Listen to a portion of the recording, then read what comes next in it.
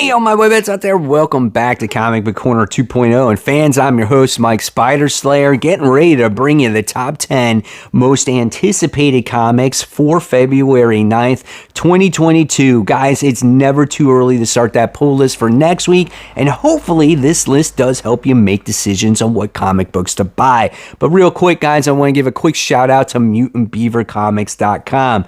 Guys, they have over 1,000 exclusive variant comics in their store. So if you're into collecting exclusive covers or variant covers, this is the place to go. They got top-notch customer service, great packaging, great shipping. And guys, if you want to save 10%, use my promo code CORNER10. I'll leave it in the description box below, and you can start saving on some great exclusive variant comics. So again, guys, MutantBeaverComics.com. All right, guys, so let's kick off this week's most anticipated with the hot seat. And guys, the hot seat goes to The Amazing Spider-Man issue 88 Point Beyond. Now, I said that Amazing Spider-Man has gotten better, right? But why is this on the hot seat? It's because it's one of those pointless beyond issues, right? It's those point issues, which why we still have these in the Amazing Spider-Man comics, I don't know. What's the point? So now we're going to bring back the return of the Slingers. These are characters back in the 90s as well with like Ben Reilly. They were there at that same time frame and whatnot. And it looks like they're part of the Beyond Corporation as well. I don't know, man. This is just like, this one is a stretch for me. This just doesn't excite me. This is just a stall or a way to get another extra $4 out of you. In fact, this one is $5 and it's 36 pages. So I might pass on this. Depends what stuff I buy maybe this particular comic book week. Let's move on to a book that's on the rise. Now, the book that's on the rise is Venom, and the reason why it's capturing my attention this week, and last week Venom was on my hot seat because I wasn't really intrigued with what was going on in the story. I do find issue 5 more intriguing because now Al Ewing is returning back to the title, and it looks like it's going to be tackling some of Eddie Brock's issues. And I kind of care about that. Plus, we got introduced in the last page of issue 4 of that new character, Bedlam. So things are starting to unravel just a little bit, or they're giving you a little hints of maybe where this book can go. I just wish the pacing of the story would increase a little bit more. We get a little bit more answers, I guess. I don't know. But I am interested on what's going on with Eddie. How is he going to evolve as a character? Venom issue 5. I'm going to check it out. Legacy numbering 205, 28 pages, $4. All right, continuing on. Number 10, we have Devil's Reign, Villains for Hire, issue 2. So the first issue was okay. It has a bunch of ragtag people that didn't get along with each other. They're kind of loosely held together by Wilson Fisk, and they're under his management, and they're the ones that got to take in all the heroes when they do bad, and it's just like, but they don't like really working for him. So it looks like by the time we wound up getting to the end of this issue, and this is a spoiler if you have not read this, but the guy is on the cover here. U.S. Agent makes his appearance, and it looks like he's got to keep the team in order. So that could be fun. I like seeing U.S. Agent in books. He's not always there, and if he's written right, then it could be a very interesting title. So this is 28 pages, and this is $4.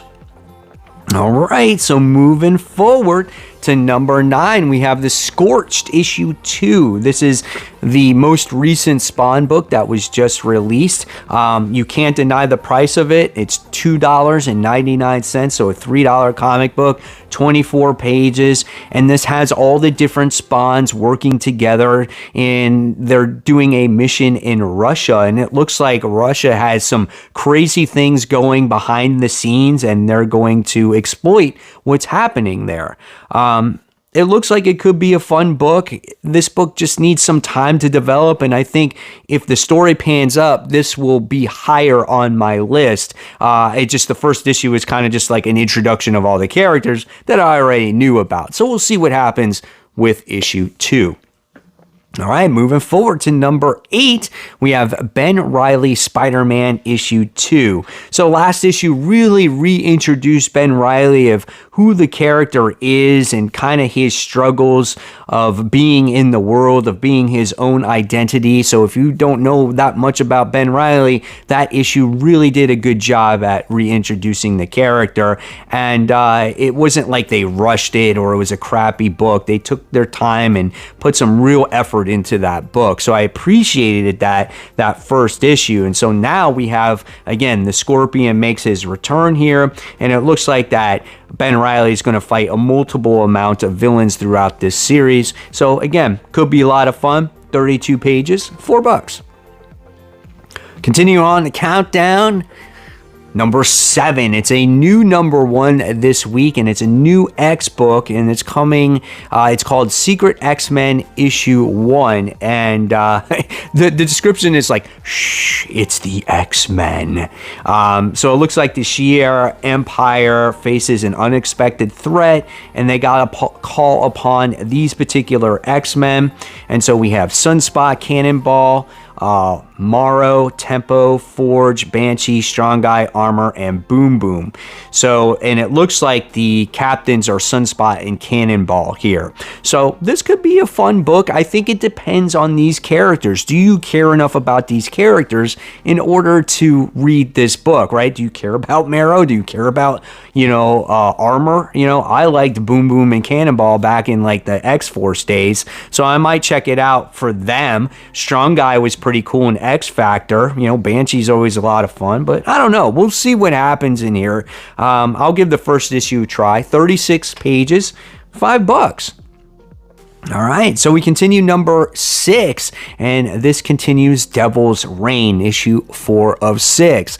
Some could argue that this is the best Marvel event in some time, and I think it is a pretty good book as there's stakes here. We have our heroes fighting for basically their freedom and trying to get Mayor Fisk not reelected once again by having Luke Cage run for mayor and things like that. It's pretty cool, man. The last issue had some crazy ramifications in there regarding Iron Man, and you were kind of surprised going, holy crap, did not expect that, right? So great stuff from Devil's Reign. Some of the tie-ins are really cool. Love the Purple Man aspect on how he's working with Mayor Fisk to kind of manipulate voters. It kind of goes on with what's happening in today's world. I mean, it's just insane. I really enjoy this, and I love how they constantly refer back to Civil War with the Registration Act, how it's not like that yet. It's only like that in New York, but it could eventually lead into that in the future, and they're trying to prevent that from happening. So pretty cool stuff, man. 28 pages, $5. All right, so now we're inching closer to number 1, and we're at number 5 right now. Another Devil's Reign tie-in. How does Moon Knight tie into Devil's Reign, right? So we're at Moon Knight issue 8, and it looks like, here's the description that goes, because it looks like Moon Knight's like sidekick or his brother or whatever it is taken over. But it says, "Welcome to the Midnight Mission. My name is Dr. Moon. How can I help? Moon Knight may be indisposed in the wake of Devil's Reign, but the mission continues, and in his absence is an erstwhile ally takes up the fight.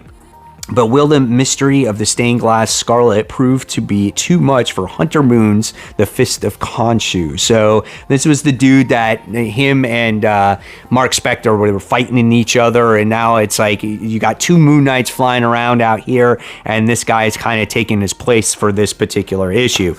I don't know. We'll see. I've overly enjoyed Moon Knight series. I love when he has Tigra in there, and at the end of the last issue, spoiler once again, in case you want to fast forward a couple minutes here. Spoiler once again, though, Tigra has actually been sent out by Black Panther to kind of spy on Moon Knight. And that's got to really suck for her because Moon Knight supposedly cannot be trusted. So the ending of that last issue has a much deeper story in store for us. I can't wait to read after the whole Devil's Reign situation goes on. 32 pages, $4.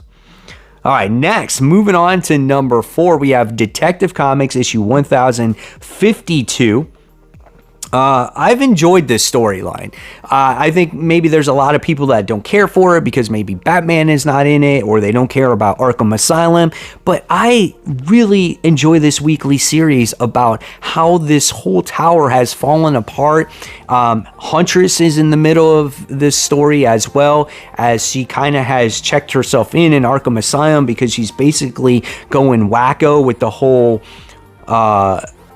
situation that happened in Detective earlier with Vile, because she sees all these people's visions and they were infected at one time, and if they're infected then she can see everything that happens with them. It's sad, it actually is. And each issue for me has been getting better and better, and seeing things unravel has just been quite interesting. I really enjoyed this book, and again, if you don't, that's fine. I'm just recommending it in case people want a different type of Batman book right now, right? So this one is, how many pages is it? It's 40 pages, $5.